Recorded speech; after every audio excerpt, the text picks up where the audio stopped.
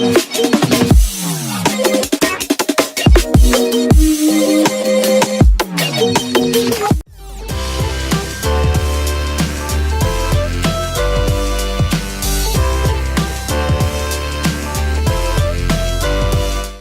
pessoal, a aula de hoje é sobre a Primeira Guerra Mundial, um conflito que na sua época chegou a ser chamado como a Guerra para acabar com todas as guerras. Foi um período bastante complicado da história europeia, que teve desdobramentos no mundo inteiro. Primeira coisa é falar do início do século XX na Europa. Se você fizesse uma pesquisa nos documentos, nos jornais da época, você dificilmente acharia que esse continente estaria prestes a entrar numa guerra mundial. Isso porque para muita gente o início do século XX foi um período de otimismo. Algumas invenções como o balão, depois o avião, a eletricidade ganhando as primeiras cidades da Europa, geraram a ideia naquele continente de que o progresso estava chegando. Tinha uma noção muito positiva a respeito do futuro. Lógico que a gente que é historiador e a gente que estuda história, a gente sempre questiona isso um pouco, porque todo esse progresso europeu ele foi construído com a exploração de outros continentes, naquele momento que a gente chama de Segunda Revolução Industrial, quando empresas lá da Europa e também da América, como especialmente norte-americanas, elas vão a outros países, as multinacionais, exploram matérias-primas, mão de obras. Então toda essa riqueza, essa ideia otimista do início do século XX na Europa, ela está ligada ao sucesso capitalista desses países, que foi construído na base da exploração de outras áreas do globo.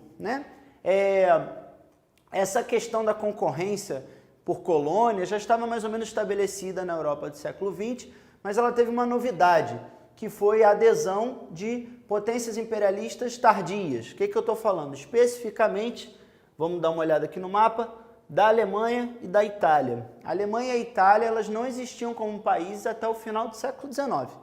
Elas passaram por um processo de unificação, com uma forte ideia de industrialização, e elas entraram na corrida imperialista. Isso muda um pouco o cenário da Europa. Por quê? Porque aumenta a rivalidade entre essas potências, gerando uma espécie de uma tensão. Não à toa, esse período é um período de fortalecimento dos nacionalismos, que é aquele sentimento de eu amo a minha pátria. Os nacionalismos, eles sempre estão ligados na história ao ódio de outras pátrias, ou seja, você ama a sua, ao mesmo sentido que você é contra os outros. Vou dar alguns exemplos de nacionalismos que ganharam força na Europa desse período. Existia, por exemplo, o chamado pan-eslavismo, que era a ideia de que todas as áreas que tinham povos de origem eslava, os povos eslavos eram um povo lá da Idade Média, que deu origem aos russos. Então os russos achavam que todos os povos que tinham origem eslava tinham que ser governados pelos russos. Isso era uma forma de nacionalismo. Existia também, por exemplo, a ideia dos franceses que queriam dar um troco na Alemanha porque tinha acontecido uma guerra em 1871, a Guerra Franco-Prussiana, a guerra entre França e o que seria a Alemanha, onde os alemães conseguiram um pedaço do território que era francês. Então os franceses queriam dar o troco. Existia a Inglaterra, que era o maior império do mundo naquele período. Isso tudo mostra um forte sentimento nacionalista, e de concorrência entre essas potências. Legal, só que o que eu quero que vocês percebam? Nesse momento do início do século XX, isso ainda não é transformado imediatamente num conflito. É o período que os historiadores chamam de paz armada. Vamos entender esse termo que ele já traz para a gente logo o que significa. É um período de paz, ou seja, não há guerra, em princípio, mas os países estão investindo pesado em armamentos, para uma possível guerra. É como se as potências europeias entendessem que em algum momento aquela disputa imperialista e aquele caldeirão de nacionalismos, ele poderia acabar dando um conflito. Então elas essas potências investiram na fabricação de armamentos para caso isso acontecesse. Outra evidência, outra prova de que nessa época as tensões estavam crescendo na Europa foi a formação de duas alianças que a gente vai comentar aqui. A aliança é uma espécie de um acordo entre alguns países para o caso de um conflito. Primeiro se formou a Tríplice Aliança, chamada Tríplice Aliança, que na formação original era entre Alemanha, Áustria-Hungria e Itália. Depois a Itália sai dessa aliança, eu já te explico por quê.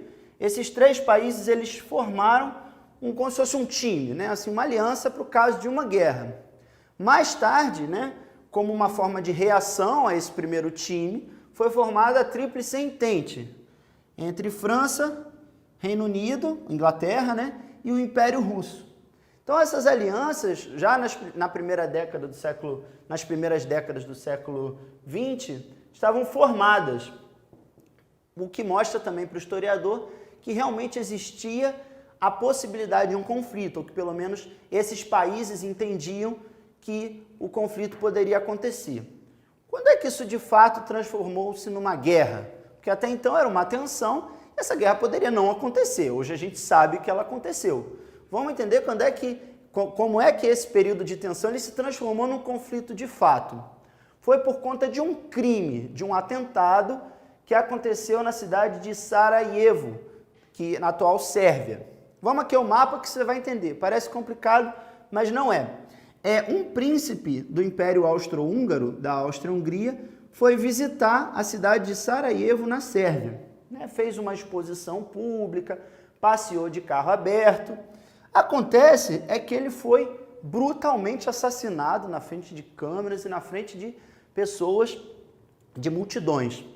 Isso foi uma coisa muito, muito tensa. Imagina, o líder de um outro país muito importante, de um império, vai visitar, né, a sua região e é assassinado. Você consegue imaginar o impacto disso? O problema foi ainda mais grave. Por quê? O pessoal do Império Austro-Húngaro considerou que esse atentado tinha sido a mando dos russos, que estavam em outra aliança. Lembra que a gente falou dos times? Ou seja, eles estavam em outro lado, era uma espécie de rival. Os austro-húngaros insistiram que a autoria do ataque era russa. Depois até teve uma investigação e soube, né, que na verdade era um grupo da própria Sérvia, mas de qualquer maneira a demora na resposta nas investigações aumentou a suspeita por conta da Áustria-Hungria, que declarou guerra à Sérvia. Os russos, por causa daquele sentimento nacionalista de que os sérvios eram eslavos, então eram do mesmo time, eles devolvem a declaração de guerra e entram em guerra com a Áustria-Hungria. Com isso, esse sistema de alianças, esses dois times, eles iniciam um confronto e é assim que começa a Primeira Guerra Mundial. Lembra que eu falei para você que a Itália acabou mudando de lado nesse conflito? Vou explicar por quê. Inicialmente, a Itália fez parte aqui da aliança com a Alemanha e a Áustria-Hungria, só que houve um interesse crescente da Áustria-Hungria pelas terras no norte da Itália. Então a Itália se afasta dessa aliança e depois vai para o outro grupo. De qualquer forma, em 1914, o clima na Europa já é de guerra.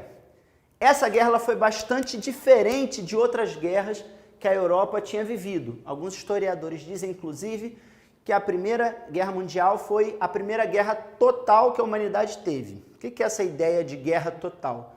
É que não está em guerra só a galera que está lá no campo de batalha. Que as sociedades dos países envolvidos no conflito, elas estavam completamente mobilizadas por esse conflito. As pessoas não trabalhavam normalmente porque tinham que produzir armamentos e alimentos para os campos de batalha. E o mundo ele foi aos poucos se voltando todo para essa disputa, né?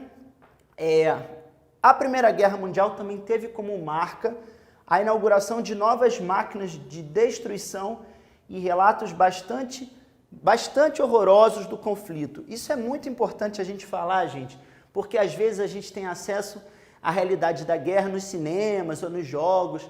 Acontece que a prática, para quem está em guerra, não é nada divertido, é um horror muito grande, né? Por exemplo, foi durante a Primeira Guerra Mundial que pela primeira vez se utilizaram armas químicas, componentes que faziam as pessoas morrerem imediatamente, né, quando inalassem aquele gás, né? E as armas químicas na Primeira Guerra Mundial foram utilizadas contra civis, ou seja, contra pessoas que teoricamente não tinham nada a ver com o conflito, né? Isso foi um dos horrores da Primeira Guerra Mundial. Outra marca é que a Primeira Guerra Mundial foi a primeira vez que teve a utilização de aviões em um conflito em grande escala. Porque você imagina o seguinte, antes dessa guerra, havia confrontos em terra, mas agora os tiros, as bombas, elas vinham do alto.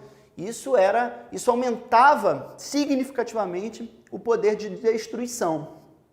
Também foi na Primeira Guerra Mundial que começou a tecnologia dos submarinos, que era uma outra forma de levar a destruição para o mar, certo? Então essa guerra começou, os relatos, existem na internet diversos relatos de soldados, eu sugiro que você faça uma busca, porque existem cartas de combatentes falando sobre o dia a dia das trincheiras, como se chamavam os locais na terra que eram construídos para proteção diante do inimigo.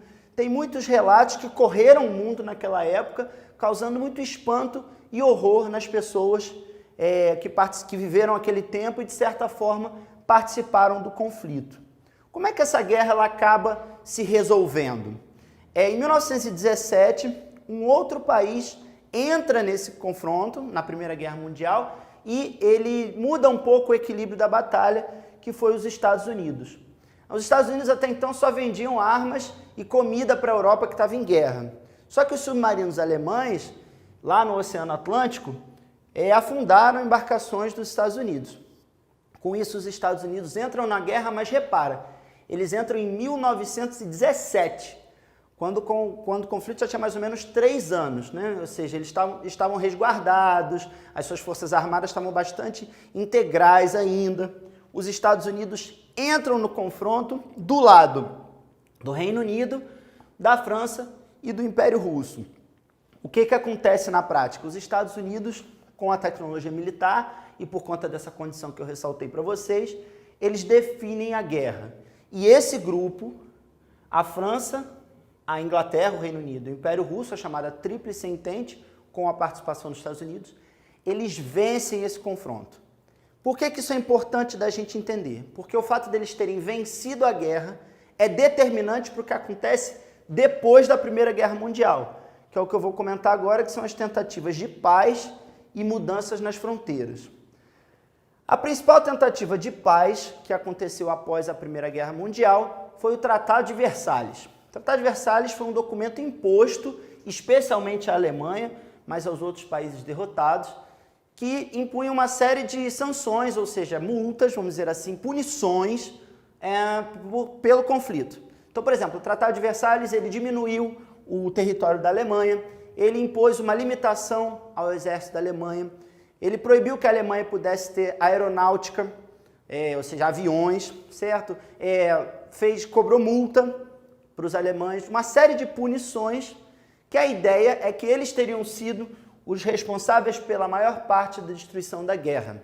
É aquilo que os historiadores chamam de paz punitiva, ou seja, o Tratado de Versalhes, ele culpou a Alemanha pelo conflito e pôs sérias consequências para esse país por conta da Primeira Guerra Mundial. Depois, essa opção se revelou equivocada, porque isso gerou um ressentimento e um ódio na Alemanha muito grande, que ajudam a explicar a Segunda Guerra Mundial. Mas foi uma tentativa de paz, de certo sentido. Houve também a criação da Liga das Nações, que era um organismo mundial no sentido de evitar um novo conflito, coisa que também acabou não dando certo. Uma última coisa que a gente precisa comentar é que essa Primeira Guerra ela mudou o mapa da Europa. Os grandes impérios eles terminam após a guerra, certo? E alguns outros países eles surgem. Aí eu acho que vale a pena dar uma conferida no mapa um pouquinho mais detalhado que você acha certamente aí pela internet. Eu espero que vocês tenham gostado e aprendido mais um pouco sobre esse assunto. Eu agradeço a sua atenção e até uma próxima.